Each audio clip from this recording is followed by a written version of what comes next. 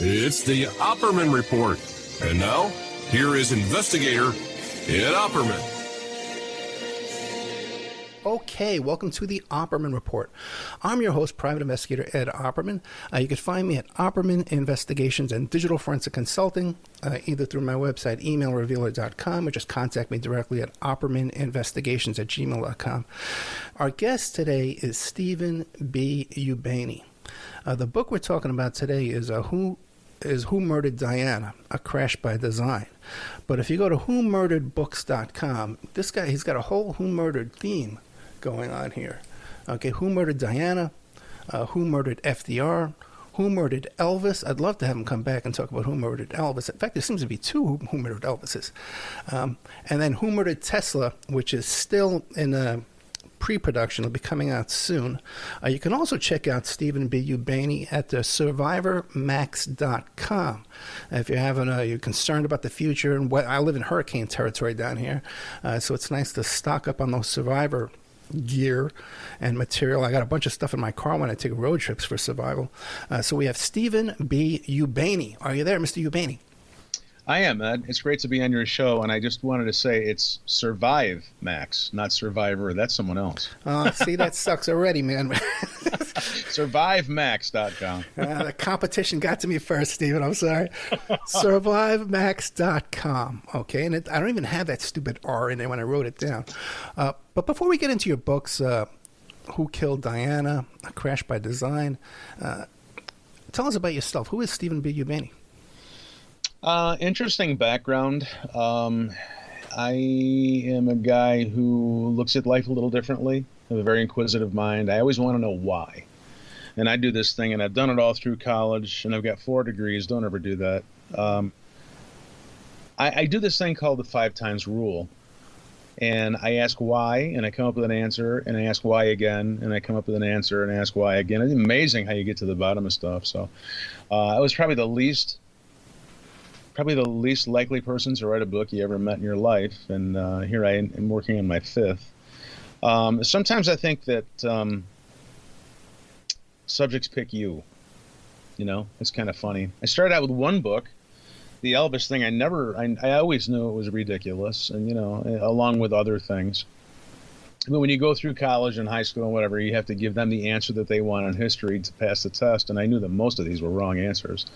So I'm poetry influenced, which surprises a lot of people. I'm influenced by Richard Hugo, Emily Dickinson, things like that. My writing has that twist to it, plus it's an investigative type of thing. So kind of a different type of slant on things. My books are all written the same. There's 6 chapters, and they're all entitled the same. The only thing that changes is the person that I put in them. And I gather the suspects, and then I run all the suspects through motive, means, and opportunity, the elements of a crime. So you're not getting my opinion. The process is spitting out who did it, how they did it. It's a little bit of a different thing, and it's caught the eye of some people in the film venue. Matter of fact, we're in negotiations right now to see if I can't take this set of books and the ones that are coming and make them into episodes for a streaming venue or History Channel or something. So it's been a good ride. Yeah, it seems it would make a nice little mini-series for Netflix or something like that. What about SurviveMax.com? How'd you get into that? What are we going to find there? SurviveMax.com came about. I was doing book signings and going to conferences and things, and everybody seemed to know that something was coming, but nobody knew what. And, I thought, wow, these are really nice folks. And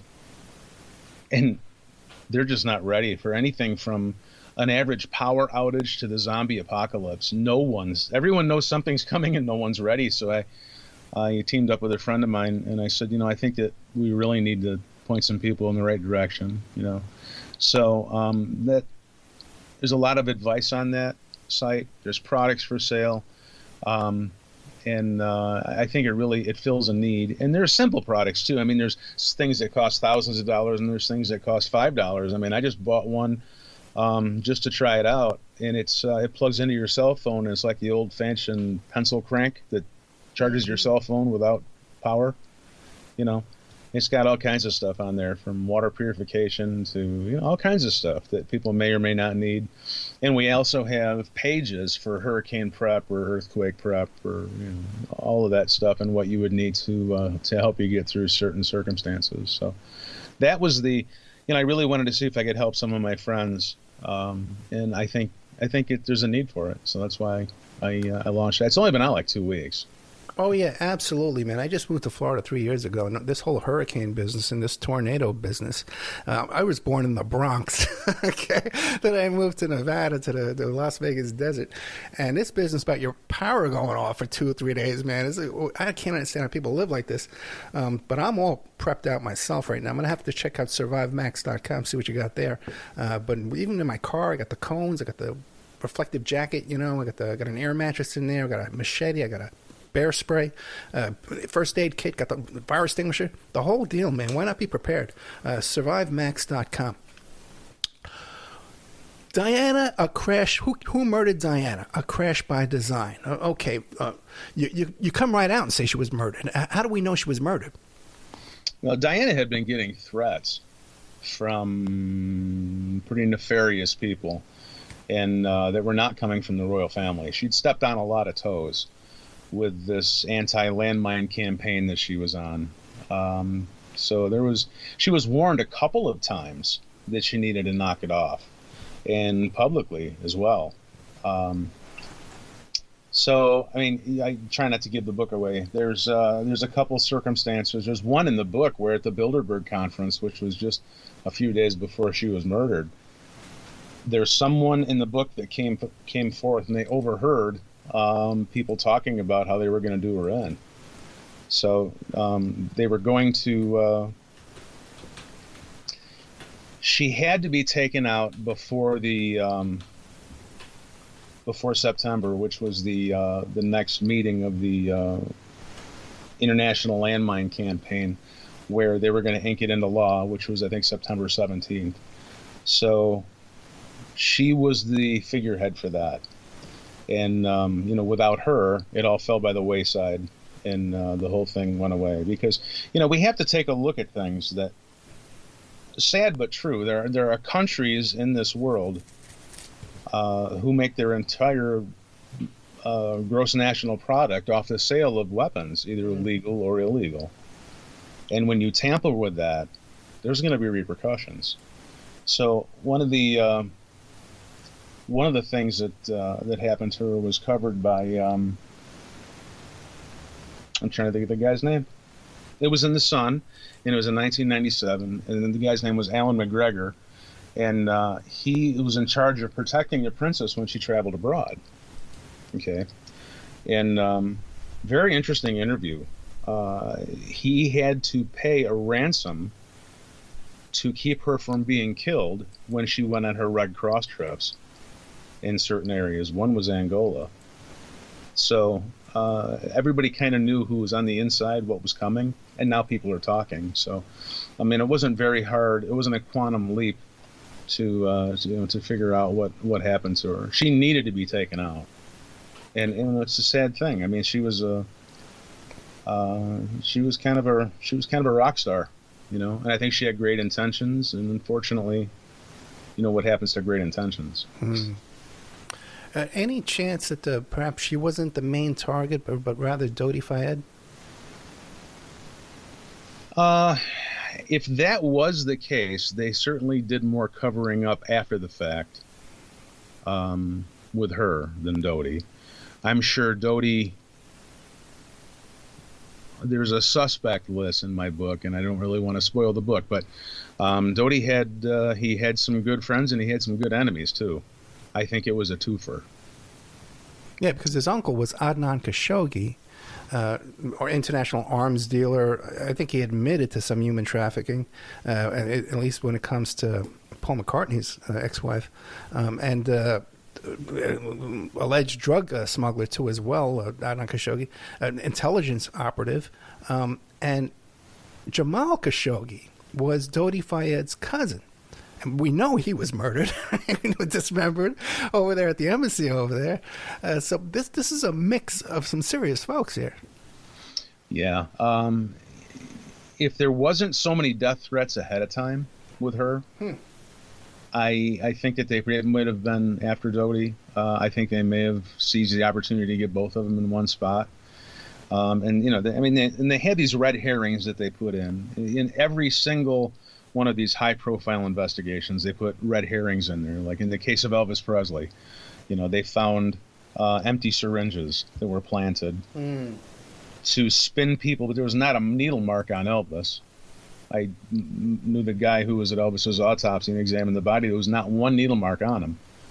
But here we have these planted syringes, and that's a red herring just to twist people's mind and spin them off the case. The same thing with Diana. There's I've picked numerous ones in my book. One of them was was she pregnant or wasn't she pregnant? When she was pregnant, it wasn't Dodie's, because she was showing a baby bump, and they were only together for 4 weeks. So, these are little red herrings that are placed. All of these high-profile murders all follow the same pattern. They all have the red herring. They all have, so it fits right in line. And it's just something else I lay out at the end of the book. Well, then, is there a pattern between who is behind these murders of Elvis, Tesla, FDR, Diana? Absolutely, there is. And who's that? Well, if I give that away, I'm going to give all the books away, aren't I? Let's not do that. But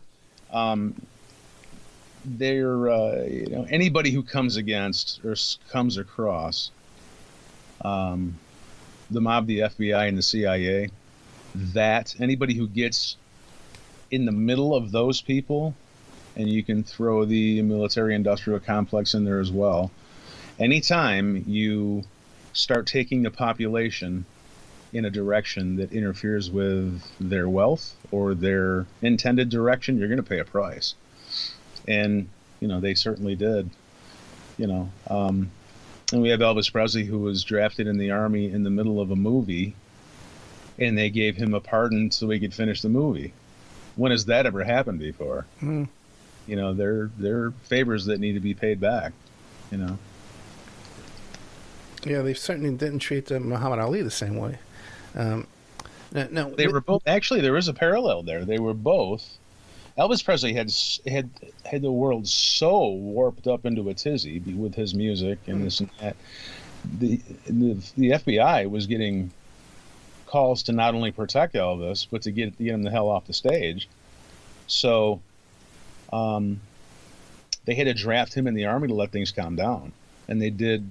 They tried to do the same thing with Muhammad Ali, a.k.a. Cassius Clay, because of black militants and him being associated with his with the Muslim faith and what they were doing, and Malcolm X and all that was going on in the backdrop, and they tried to draft him to get him out of that, so everything would calm down. So they're pretty good at what they do, and I'm glad they are. They work. They work in our benefit most times. Well, I haven't read the book Who Murdered Elvis. He made the mob and the FBI furious. But I would assume before reading the book it was some money motivated, right? Over royalties or something like that. What did you come up with? Let's save that one for another interview. What about that? Okay. This is going to take more than... we can't put the two books together, even though we did. I'm sorry. This is going to take more than... the 40 minutes or whatever we have left to go through two books. But, Elvis was owned and got sold. It didn't, Okay, then back to the movie that just came out. I just want to say this about this movie that just came out. Okay. If the intention of that movie, first of all, it was told through the eyes and the lens of somebody who really doesn't know much. It's not historically accurate most parts at all. But if their intention was to make Elvis hot and sexy and bring people into Graceland to see the stuff, it was a home run. Go to Graceland. It's a great place. I've been there, yeah. Yeah, you'll enjoy it. No, yeah, I was there. I loved it. One thing that struck me about that place is they show this Elvis's gun range, they call it, shooting range, which was this little tiny hut, like this little shed out in the yard. It was so freaking tiny. Those bullets must have been ricocheting in that little tiny room. I would never fire a gun in that room. But I really enjoyed my time over there at at Graceland and checking out the what they call Beale Street down there, right? That's a really cool trip down through Memphis down there. Things will not. They will be forever different now that Lisa's gone. Oh yeah, that's so true too. Yeah, that's so I knew true. Lisa reasonably well, and that's really something else. It's people don't know what's going on behind the scenes, but that is and I'm not going to say it. That is a more sad story than anyone could possibly realize, and it's not coming out. And I'm waiting for someone to break the story, and I'm not going to do it, but somebody else has to look at this with a jaundiced eye, because if they can't find motive, means, and opportunity in that, they're not looking very hard. Yeah. So. Yeah, when you see the condition she was in there toward the end, yeah, it's pretty obvious. Now, with Diana, right away there was a story about, well, it was the paparazzi, and even George Clooney came out and did a whole press conference with kind of a cover story. And then we see his progression later on. He pretty much propped up Obama before Obama was even in the House of Representatives. So what do you make of that whole cover story, and how many people went along with it? Well, that came out before, oh boy, they put out all kinds of things. The paparazzi, they could not have interfered with the crash because they were still 10 minutes behind. So who surrounded the princess's car, according to, I don't know, what, 5 witnesses when they went through the Riverside Express tunnel, because there was 2 tunnels they had to go through. They went through, the first tunnel was a Riverside Expressway, and there were witnesses that I list in my book that say that the car was surrounded by motorcycles, everyone dressed in black, and they were trying to shoot the princess. They were wielding guns. This is why the car was going like crazy. And I don't think there's ever been a car that can outrun a motorcycle, but the guy tried, you know. So this was not a Dodi El-Fayed typical limousine. This was one that was hanging around in the motor pool, and it did not have blacked out windows. All of the other ones with the El-Fayed family, they all had blacked out windows, so you really couldn't see. This one didn't have that, so they could eye the target, and they were trying to take her out. This is why, he was going out of control and this and that. He was trying to protect the princess any way he can, you know. Oh, sorry about that. So you're saying that these guys on the motorcycles were pointing firearms? Yeah. Really? Well, this is what the witnesses claim. You know, this was a setup from start to finish.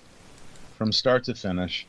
The driver, Henri Paul, was, they were supposed to go to Ches Bonnet to have dinner, and this was their favorite restaurant in Paris. So they docked, they went back to the hotel, and they were supposed to go to the restaurant Ches Bonnet, but apparently or allegedly, either true or untrue, it really doesn't matter to the story, Dodi was going to propose marriage to Diana at this restaurant, and it was too crowded. That's the story that we were told. That's not true. What happened was, everybody has an advance team. You know, presidents have it. They go in advance and to make sure the place is secure before the president or some high dignitary goes. I was in your neck of the woods. I was in Sanibel 2 years ago, and in walks Mike Pence in this restaurant. And now that somebody had to go in advance and check it out to make sure everything was secure before he went. Same thing happened here. They sent people to Ches Bonnet, and someone knew that they were coming. There was a leak. And they had very strange people who were not tourists and not diners outside of the restaurant. So they said, okay, turn around. We can't risk it. And there are pictures of these people in the book, courtesy of John Morgan. So I used his pictures. Turn around, they went back to the hotel. And Henri Paul, who was the driver who was fatally injured in the crash, they said, okay, go home. We're going to stay here. Then what happened is the same people who they saw in front of Ches Bonnet were in the building. They were in the lobby. They were out front of the hotel, out front of the Ritz. And then they said, we need to get the princess out of here. Now this is not secure. So you combine that with the threats that she'd had earlier, and you've got a mess on your hands. Interesting to note, though, Princess Diana was using a body double. A lot of people use body doubles, especially when they're at her level of fame. I managed to talk to someone in the know. She was using a body double. Her name was Sue. Some of the pictures that were on the boat with Dodi were not Princess Diana. And when you look really close, now that you had the opportunity to look and take your time and know what to look for, you can clearly say that these pictures were not of Princess Diana. So she was trying to throw some people off as to where her whereabouts. And this is commonly done. Queen Elizabeth had body doubles. Elvis had body doubles. Saddam Hussein, Hitler. This has been done throughout history. It's not all that big, but the truth behind the lie is she needed to hide. So there's a big story, big storm brewing behind the story, and the royal family didn't have to kill her. They knew it was going to happen. All they had to do was wait. The royal family, they're obsessed with a couple things. One is preserving the monarchy and having the proper children to preserve the monarchy.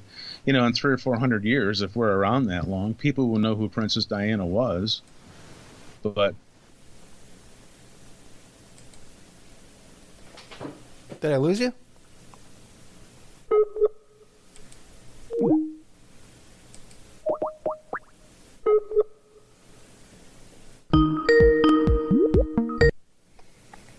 I'm still here, buddy. Okay, yeah, sorry about that. We're back with Stephen B. Ubaney. And you were saying that the royal family didn't have to. They could just wait. They didn't have to do it themselves. Oh, get out of here, man.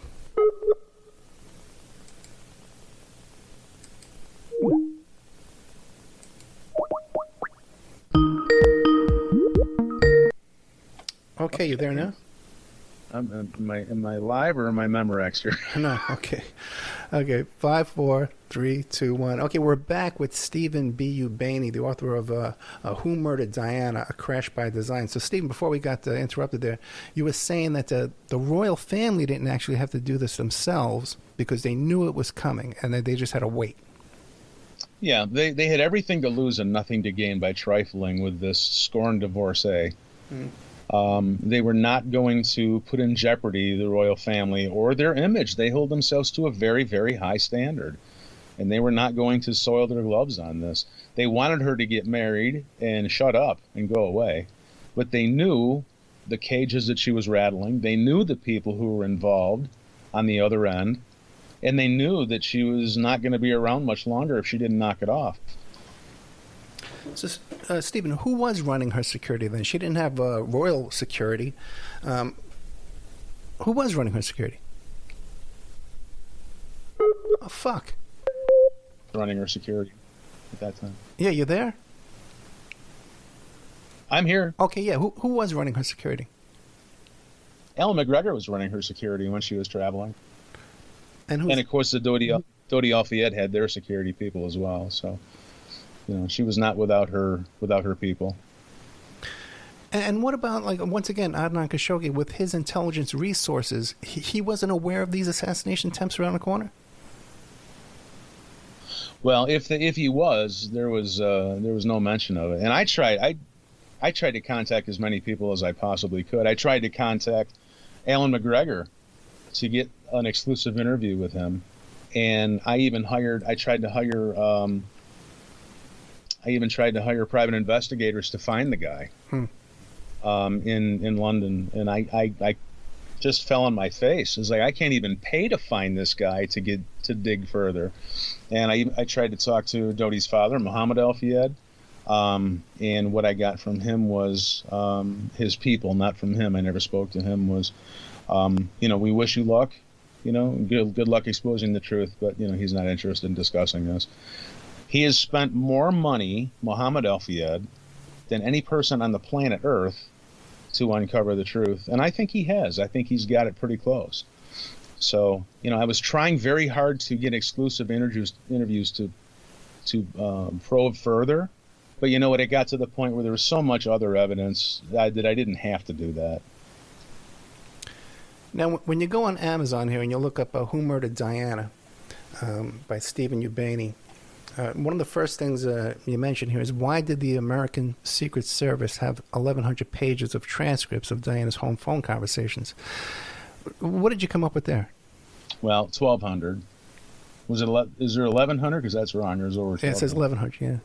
Well, she was going around the world talking to different people, trying to get them on board with this anti-landmine campaign, and she was talking to the Clintons about it. So after she went to see the Clintons, then they started tracking her whereabouts. So you also have to realize that the secret services around the world are all in contact with each other on certain people. So the Brits had a file on her. The Americans had a file on her. She was, there's an invisible hand at work here, tracking her and everything that she's doing, because she wasn't an enemy of the state by any means, but she was certainly an enemy of the people who were profiting from a lot of things. So they wanted to, and most of those people had government contracts. So she was definitely on the tracking list, which I hope I'm never on. Yeah, well, Well, now that you've been on here, see how things are got for you. Oh, boy. Because as a matter of fact, I was involved in a congressional investigation into Secret Service, U.S. Secret Service misbehavior during the Obama administration when they went down to Colombia down there. And that was the one time that it was just so blatant, all the problems I was having, my mail just being ripped open. And that was just right in my face. It was the worst of all the things I've been involved in. That was the worst pressure I've been under. This is why I write about people who have been dead, and the people who murdered them have been dead for decades. I don't write about hot button things. I'm more of a historical detective. You know what I mean? No, I gather historical research, and I stick in the history vein. I'm not going to get into anything that's going on right now. I hear you, man.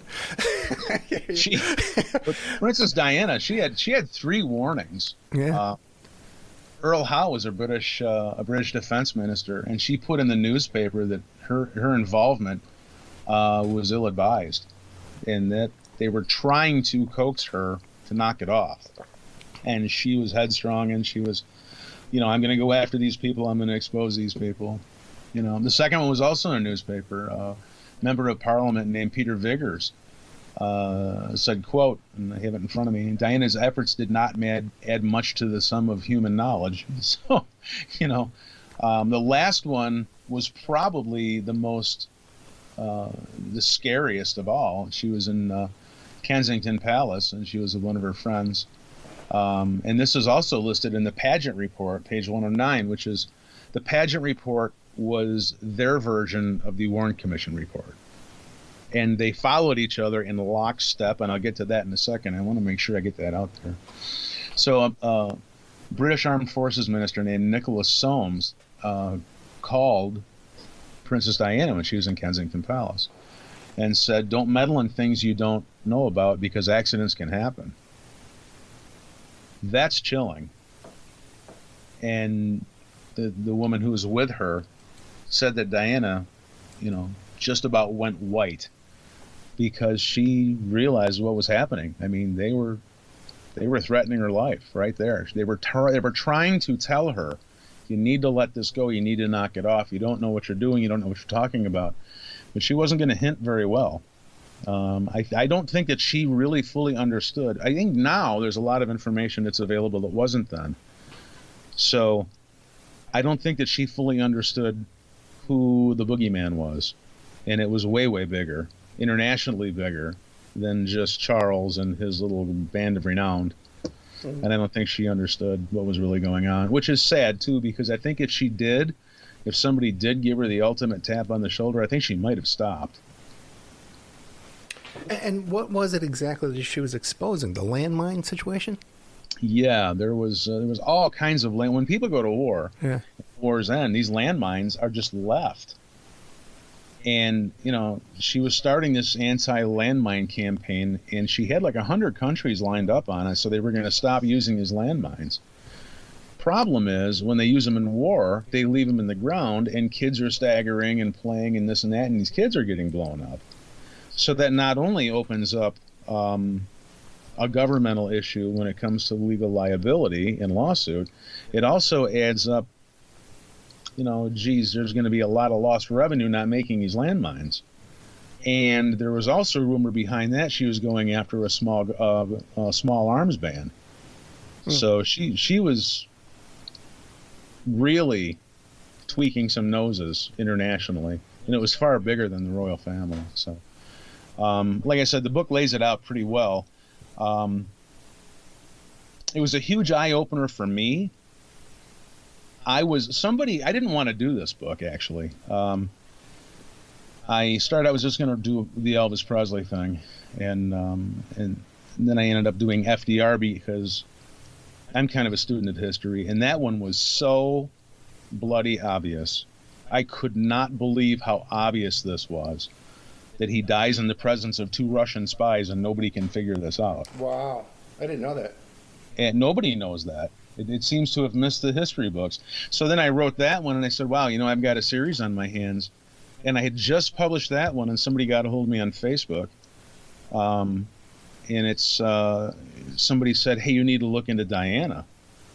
And I didn't really want to do it at first, but the more I dug, the more my spider sense was tingling that there's something else going on. So I'm kind of glad that I wrote this book. The cover-up was incredible. The cover-up was unbelievable.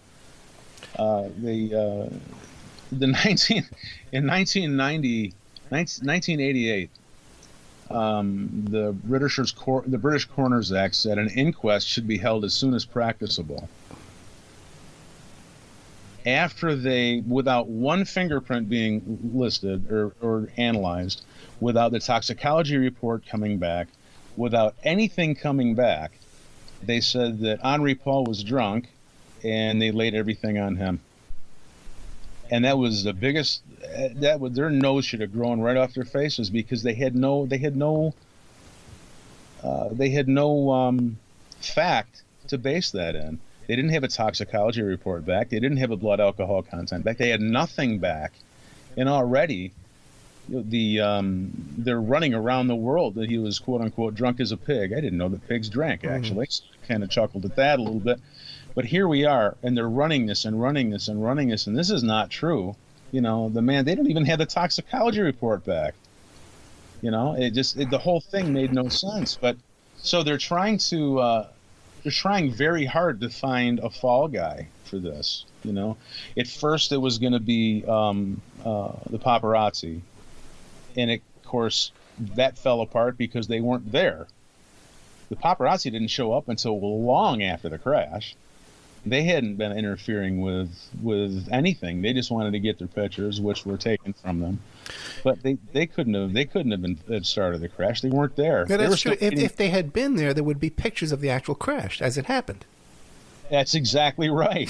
They were still waiting at the front door of the Ritz. These people snuck out the back door. They were long gone before they finally figured out, hey, they're not in the Ritz anymore.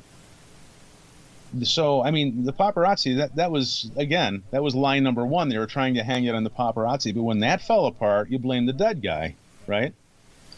So here we come up with this other false narrative. So they waited 121 months, 10 years, 1 month, and 3 days to have the inquest on what really happened to Princess Diana. Well, that's hardly...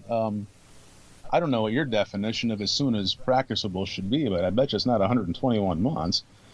They waited as long as possible to shuttle to take all the information, take all the evidence, and either make it disappear or twist it or turn it or whatever. So when they investigated it, when they finally got to the pageant report, this thing had so many holes, it was positively unbelievable. Before we get to the pageant report, because I know you want to tell us about that, it is interesting, too, that right away they have this video of Henri Paul having a drink in a bar that gets spread all over town, like in minutes, you know what I mean? And also, too, who has, especially back then in the 90s, like the surveillance camera in a bar, pointing at a patron in a bar? That's unusual as well. Did you look into that? How long did they have that camera sitting there? When was it installed? Well, they had closed circuit television in the Ritz and the bar for a long time, Okay. and they did it because it was not uncommon to have international guests at the Ritz, and Henri Paul worked for the Ritz Hotel in security, and he was paid by other government agencies around the world to get intel on people. He was kind of a double agent. So, they had this installed for their own purposes to keep Dodi and their family secure, but he was also using that for other people as well. So and Henri Paul wasn't a big drinker. I don't know how many people, his best friend said his favorite drink was Pepsi Light. Remember Pepsi Light? Remember when they had that drink out? For like a month, yeah. Yeah, that was his favorite drink. So they went to his house the first time, and the guy's his friend who they interviewed, his name is escaping me at the moment, but they went to his house the first time, Henri Paul's flat. They didn't find any alcohol at all in his flat. So then they had to go back later on, and gee, what do you know? They found pork, they found wine, they found liquor, they found this and everything. And it's easy to find evidence when you're the one that planted it there, but the first time around there was nothing in there. But again, they had to find the fall guy, so they're running it that this guy's a drunk, we better find something relating to alcohol. But the survivor of the crash, Reese Jones, he was with Henri Paul that night, and he said that if he had shown any signs of being under the influence, there's no way he would let him get behind the wheel. Trevor Reese Jones was in charge. He was kind of in charge of looking over things as well as everybody else, and he said that there's no way he was he was just kind of hanging out at the bar, so.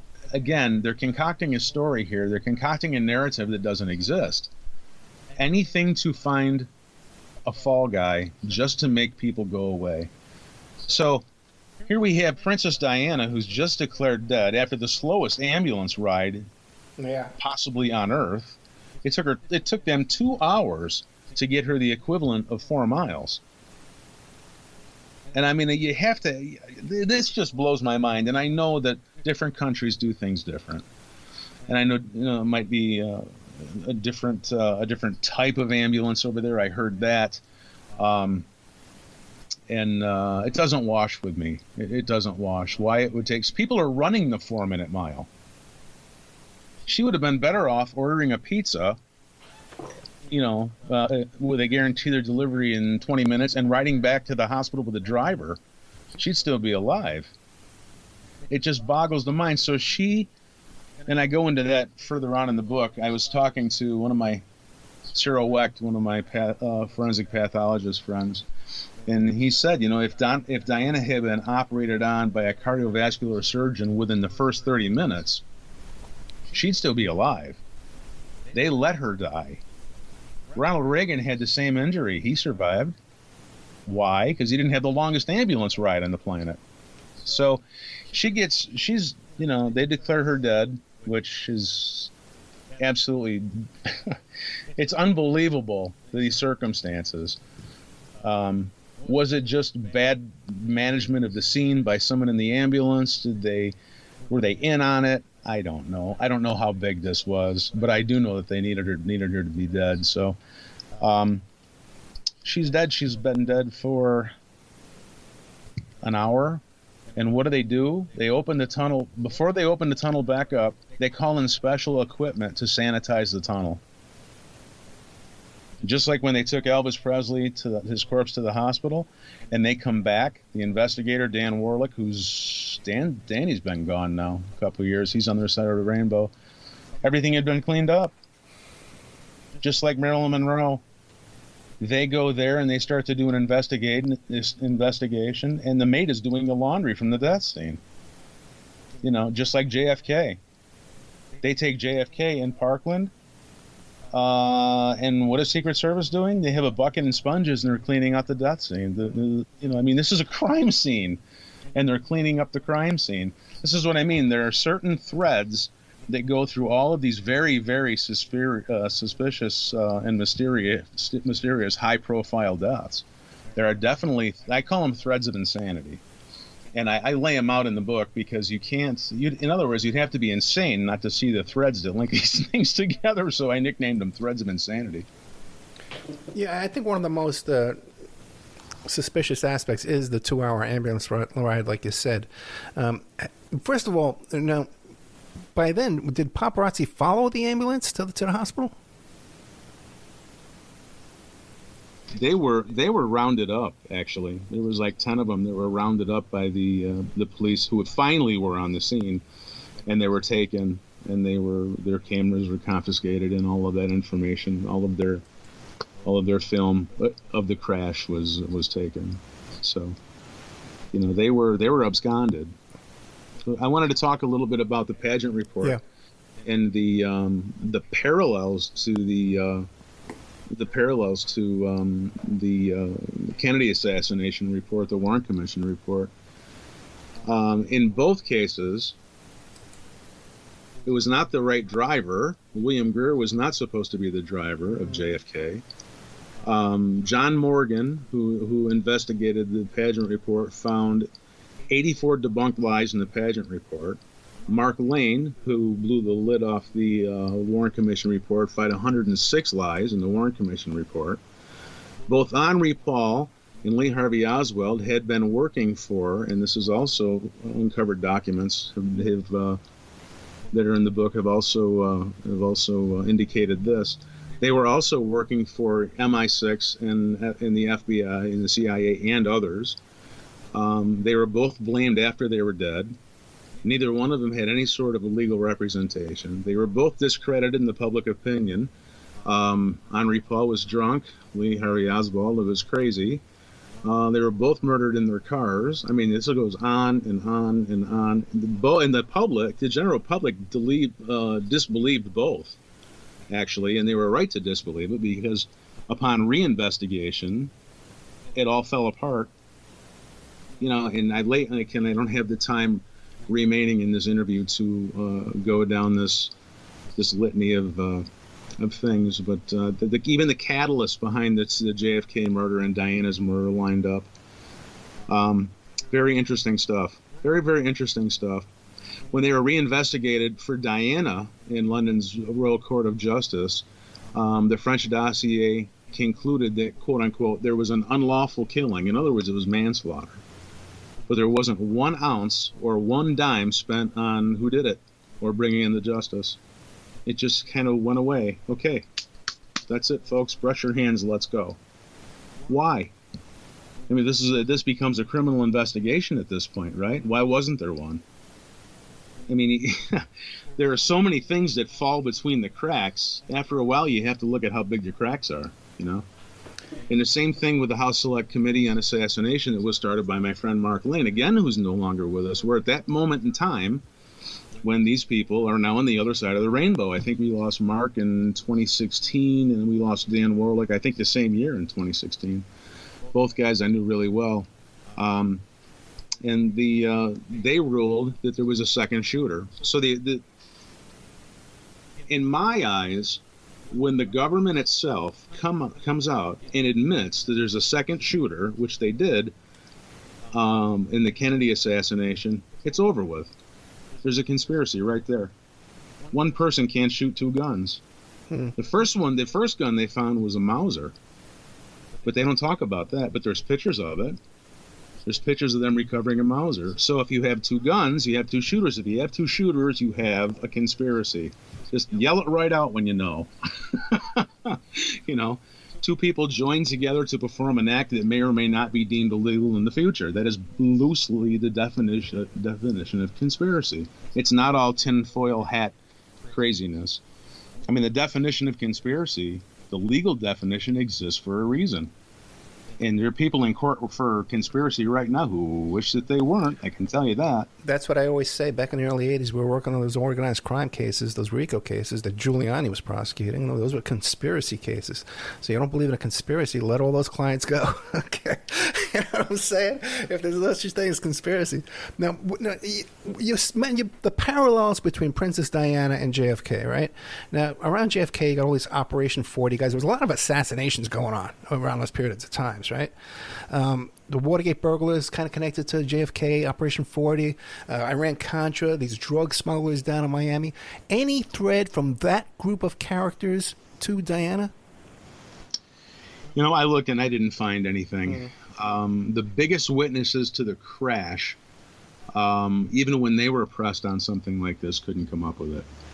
So I was, but there were other, she was killed in a tunnel, and there was talk of a blinding light. Yeah. There may or may not have been, again, red herring. I don't know why rat poison kills me, Ed. I just know that it does. Okay.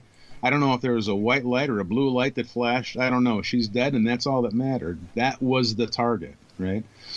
So there was a fellow named Tomlinson who used to be he was a former MI6 agent who said that they had planned to use that same thing to assassinate someone else years later, and they just changed it and used it to assassinate her. A tunnel is the perfect place for a murder. Don't go out and do that. Don't murder anybody in a tunnel, but I mean, if you're a professional hitman, that's the perfect place. You have no witnesses in an enclosed concrete tube. It's the perfect place for a murder. I mean, it's just unbelievable. And just coincidentally, the camera was shut off. Yeah, I was about to ask you that, yeah. So I have a question I raise in the book that I don't know if anybody else has raised. They've investigated everything else. Why didn't they investigate the pillar, the concrete pillar? When you mix concrete together, there's a chemical process called hydration. And there are other things that you put in the mix to make it do other things, to make hydraulic concrete, quick drying concrete, this and that and the other thing. The dent in the pillar would have told them how fast she was going, would have told her the trajectory she hit at, everything. How come no one to date? I mean, if I can think of this, how come nobody else can think of this? So, I mean, no one has investigated the pillar, and that's an untold facts could be discovered from this, and no one investigates this pillar. So the French dossier said that the speedometer was stuck at 121 miles per hour or 196 kph. Probably was that kilometers per hour? Yeah. The British claim it was stuck at 144, which is 231 kilometers per hour. But they wouldn't let Mercedes.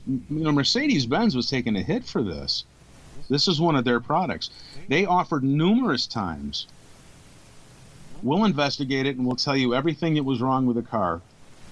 The first thing they said was upon a crash, the speedometer goes back to zero. So here we have two governments working in collusion with each other to put out falsehoods. Mercedes-Benz finally came out and had to set them both straight. That speedometer goes to zero on a crash. It doesn't get stuck anywhere. So the only people who dug into this crash or examined the car were people paid not to find anything. So, I mean,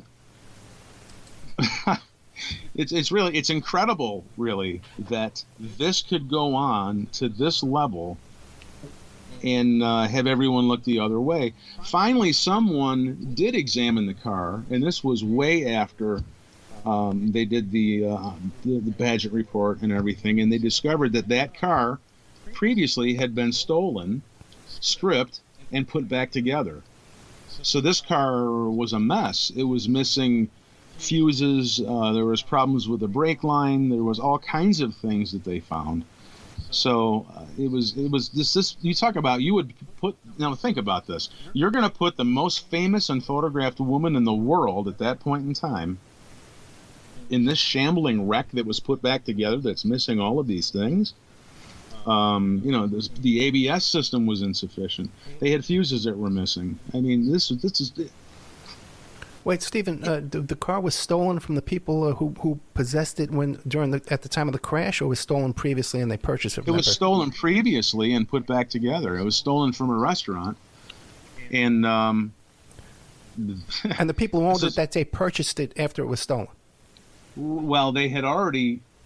It was the same people who owned it. They just got it back after it was repaired. Right. Okay, that's a big difference. Yeah, because if they steal my car and they're tampering with it, and and I get it back, it's different than if I bought a stolen car, without knowing it was tampered with from somebody else. Exactly. Yeah. So on the pageant report on page 426, and I don't trust me, I don't print the whole pageant report. I wouldn't put anyone through that. I'm sorry, I had to go through it. It was like reading dry. It was like dry toast.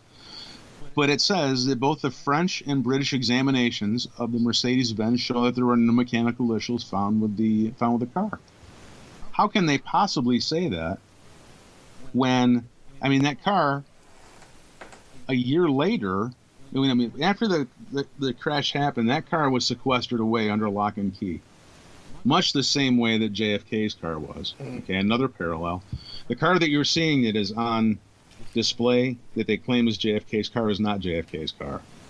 That's LBJ's car. You talk about having somebody's nose grow. The same thing happened with Diana. Her car was under secure lock and key and sequestered away from everyone. And finally, someone of an independent nature did go down there, and they said there was moisture in the brake fluid. There were stored codes in the car's computer that were showing issues with the electronic control units and control modules. Now, they either were looking at a different car, or maybe they didn't look at it at all. So it's a hell of a book. It's definitely worth a read. And I know everyone's busy, so I make my books very short. 190 pages, I think, on this one. I get right to the point.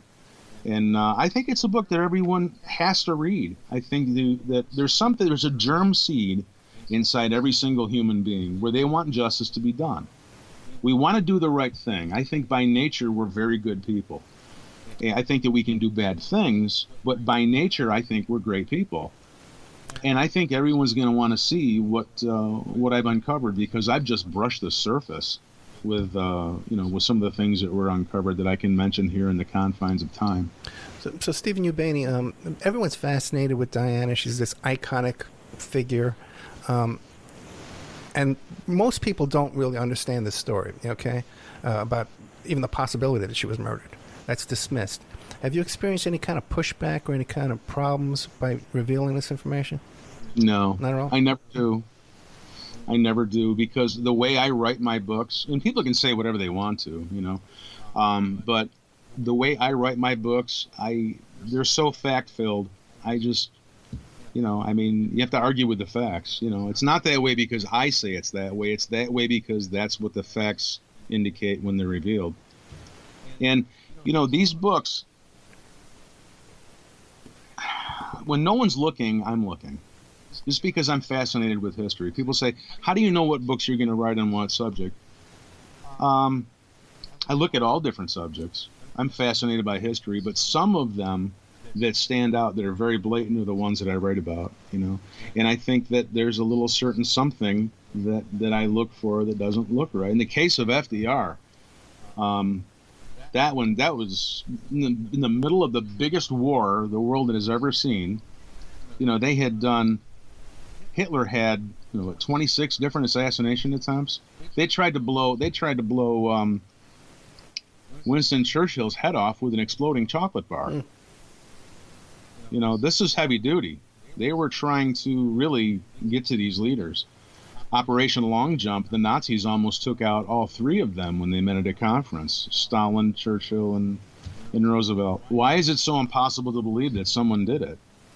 Stephen Ubani, we have to have you come back and talk about the rest of these. Stephen B. Ubani, Ubaney. The website is called WhoMurderedBooks.com. The book we've been talking about today is Who Murdered Diana, A Crash by Design.